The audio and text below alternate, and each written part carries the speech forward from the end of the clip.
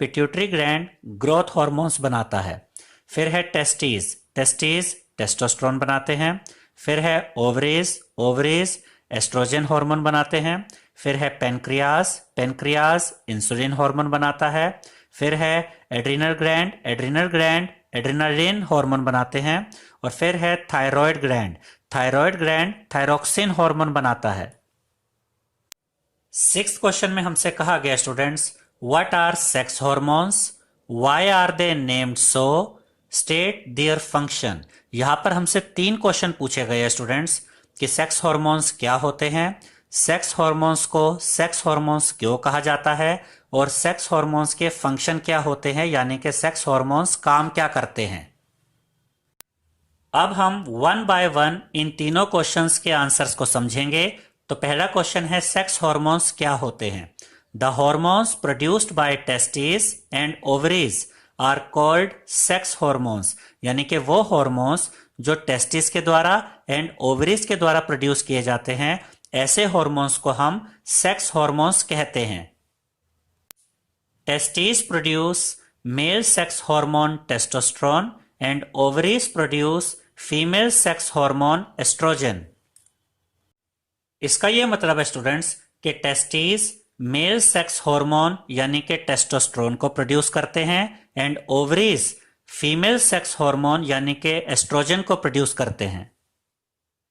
अब हम second question को समझेंगे स्टूडेंट्स कि सेक्स हॉर्मोन्स को सेक्स हॉर्मोन्स क्यों कहा जाता है। These hormones are called sex hormones because they are secreted by sex organs and control the sexual activities and help us to distinguish boys from girls.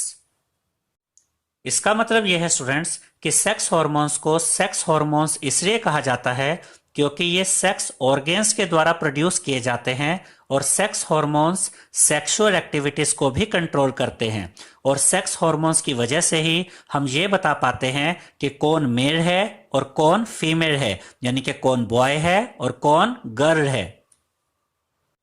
अब हम पढ़ेंगे students कि sex hormones के functions क्या होते हैं, यानी कि सेक्स हॉर्मोन्स काम क्या करते हैं। तो पहले हम पढ़ेंगे टेस्टोस्टेरोन के बारे में।